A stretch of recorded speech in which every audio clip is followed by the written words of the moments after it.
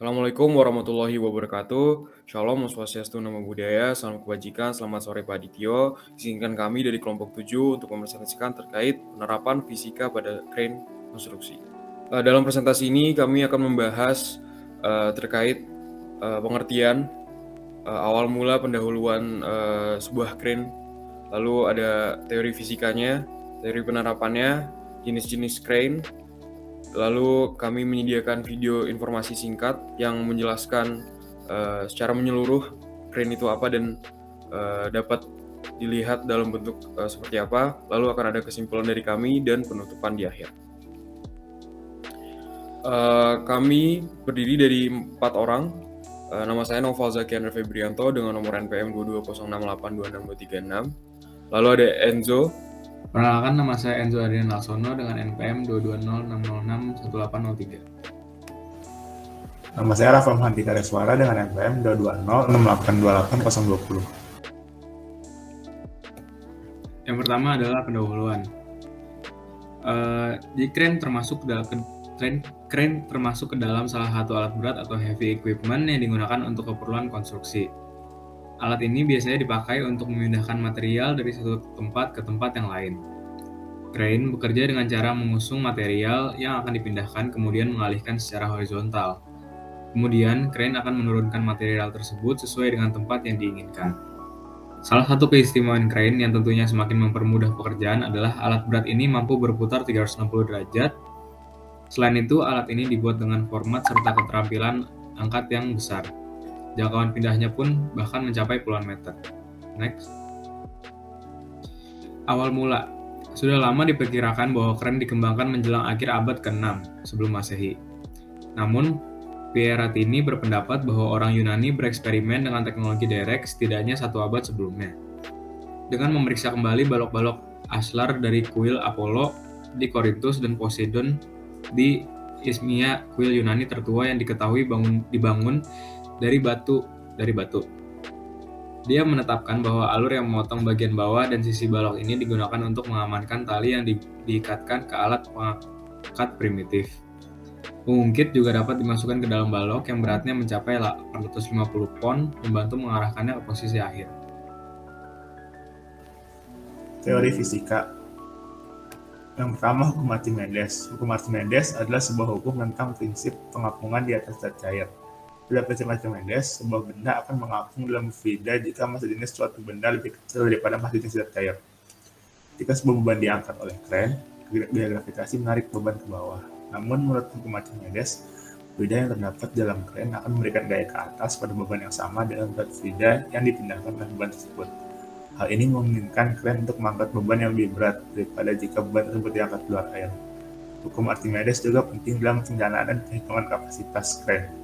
Karena perhitungan ini harus mempertimbangkan gaya angkat yang dibutuhkan untuk mengatasi gaya gravitasi dan juga gaya Archimedes yang berlawanan. Yang kedua, hukum Pascal. Sesuai dengan hukum Pascal bahwa tekanan yang diberikan pada zat cair dalam ruang tertutup akan diteruskan membesar ke segala arah. Maka tekanan yang masuk pada pemisah pertama sama dengan tekanan pada pemisah kedua. Untuk mengangkat dan menurunkan boom, menggulung wire rope, berputar crane menggunakan sistem jalur hidrolik. Oleh karena itu, jika luas permukaan piston pada silinder yang digunakan untuk mengangkat beban lebih besar daripada luas permukaan piston pada silinder yang diterapkan tekanan, maka gaya yang dihasilkan oleh sistem hidrolik akan lebih besar daripada gaya yang diterapkan pada silinder. Hukum keseimbangan. Hukum keseimbangan dalam crane didasarkan pada prinsip fisika yang mengatur kestabilan dan keseimbangan sistem mekanik.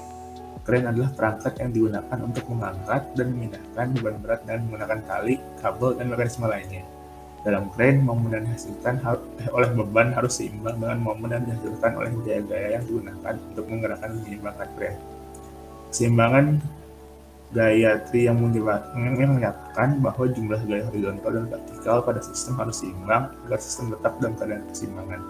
Dalam crane, semua gaya-gaya yang bekerja pada sistem, termasuk gaya-gaya yang dihasilkan oleh beban, tali, dan mekanisme penggerak harus saling meniadakan untuk menjaga keseimbangan. Dalam praktiknya, crane dirancang sedemikian rupa agar memenuhi prinsip-prinsip ini dan memastikan kestabilan dan keseimbangan selama operasi.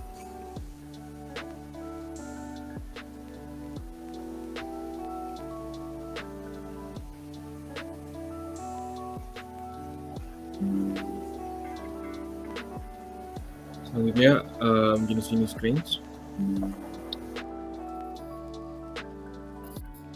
Yang pertama terdapat floating crane.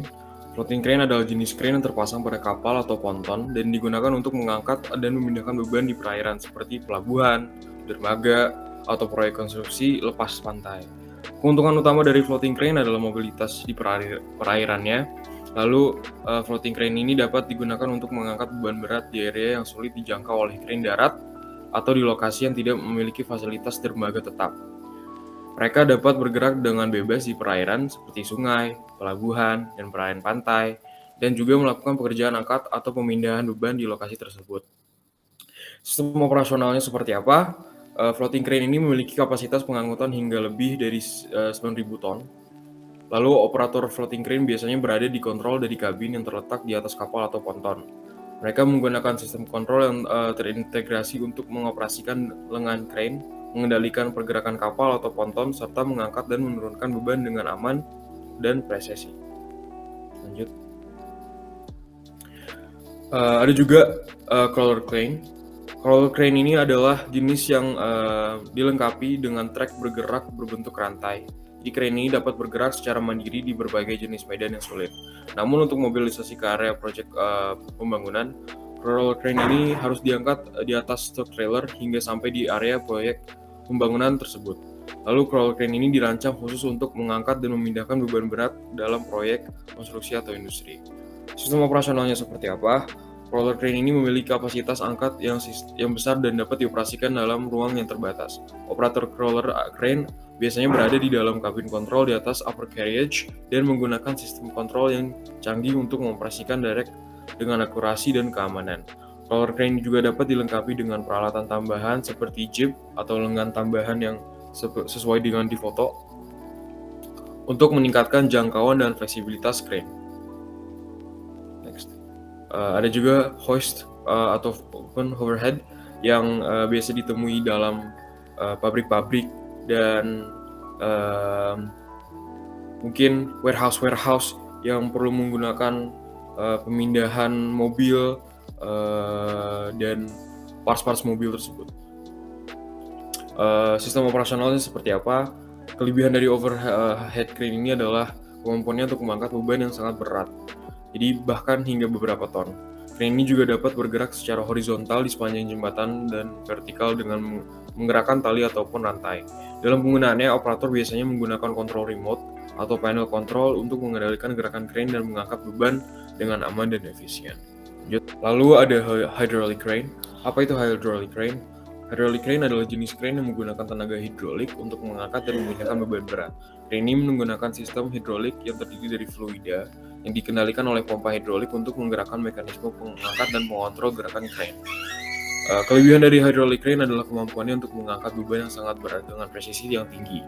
Sistem hydraulic crane ini memberikan daya yang kuat dan kontrol yang halus dalam mengendalikan gerakan crane. Crane ini juga dapat dilengkapi dengan fitur-fitur tambahan seperti telescopic boom untuk mencapai ketinggian yang lebih tinggi atau jangkauan yang lebih jauh. Pergerakan operasional seperti apa? Hydraulic crane ini memiliki keunggulan dalam hal mobilitas dan kemampuan untuk beroperasi dalam ruangan terbatas. Crane ini sering digunakan dalam konstruksi, industri manufaktur, dan sektor maritim.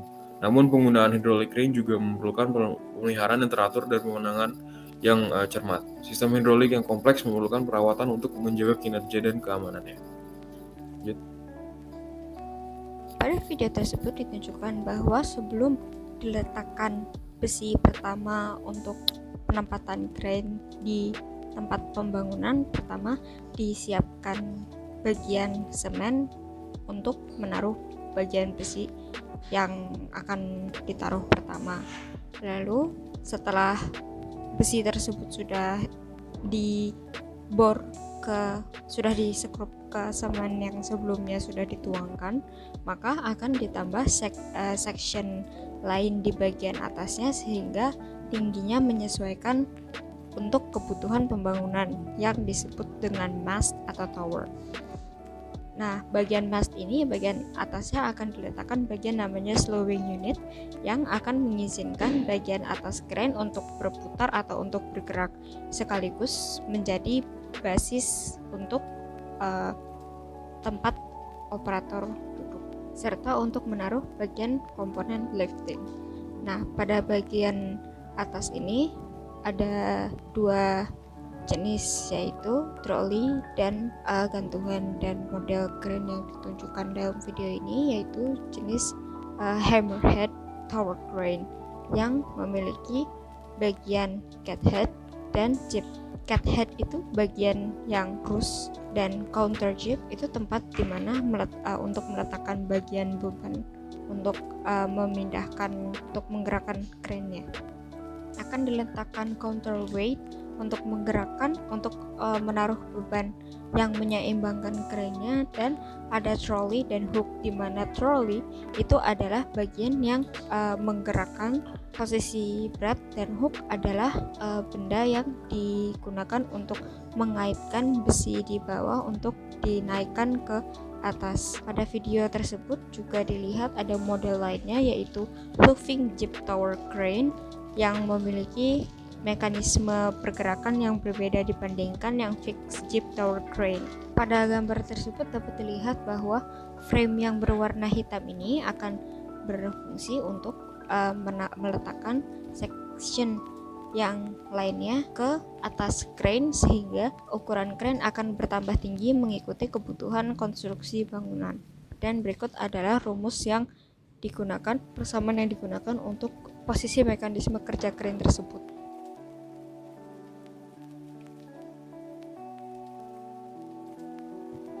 Untuk contoh soal sendiri, yang pertama, sebuah tower crane dengan panjang lengan 60 meter dan massa lengan sama dengan 6 ton digunakan untuk mengangkut material konstruksi seberat 10 kN. Pada salah satu sisi lengannya, jika perbandingan antara sisi lengan yang satu dengan yang lain adalah 1:3, berapakah massa beban penyimbang yang harus dipasang pada salah satu sisinya agar sistem setimbang?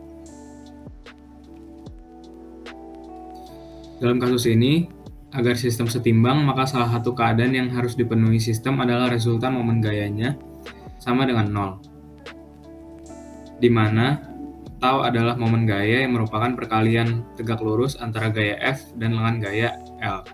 Tau sama dengan F kali L. Lanjut.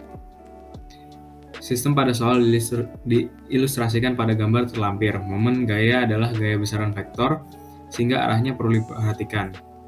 Dan berikut adalah penjelasannya. Next. Berikut adalah perhitungannya. Jadi massa beban penyimbang yang harus dipasang pada salah satu sisinya agar sistem setimbang adalah 9 ton. Setelah melakukan presentasi ini, kami telah berdiskusi dan mencari tahu lebih lanjut terkait crane dan melihat berbagai aspek terkait penemuan, penggunaan, pengaplikasian, teori fisika, dan jenis-jenis crane yang ada. Berikut adalah poin-poin penting yang dapat diambil sebagai kesimpulan. Yang pertama, penggunaan dan pengaplikasian. Cranes digunakan di berbagai industri seperti konstruksi, manufaktur, logistik, dan maritim. Mereka membantu dalam pengangkatan dan pemindahan material, mempercepat proses produksi, dan meningkatkan produktivitas. Teori penerapan fisika. Terdapat penggunaan hukum Archimedes, hukum Pascal, dan hukum keseimbangan sebagai prinsip-prinsip dasar terapan sebuah crane. Lalu poin ketiga itu jenis-jenis cranes. Terdapat berbagai jenis-jenis crane yang memiliki kegunaan dan keunggulan masing-masing. Walaupun tidak semua jenis crane kami sebutkan dan jelaskan dalam presentasi ini, namun dapat beberapa contoh jenis crane seperti yang telah kita bahas, yaitu floating crane, roller crane, hoist crane atau overhead crane, dan hydraulic crane. Lalu secara keseluruhan, cranes memiliki peran yang penting dalam menggerakkan industri dan konstruksi modern. Penggunaan cranes memungkinkan pengangkatan dan pemindahan beban berat dengan efisiensi dan keamanan yang tinggi. Pemahaman teori fisika yang mendasari kerja cranes dan pengetahuan tentang berbagai jenis cranes membantu dalam memilih crane yang sesuai dengan kebutuhan spesifik tergantung pada industri, manufaktur, dan maritim yang digunakan dan diperlukan. Terus dengan terus berkembangnya teknologi, diharapkannya cranes akan terus menjadi alat yang lebih efisien, inovatif, dan aman di masa depan. Itu saja dari kelompok 7, kurang lebihnya mohon maaf. Terima kasih.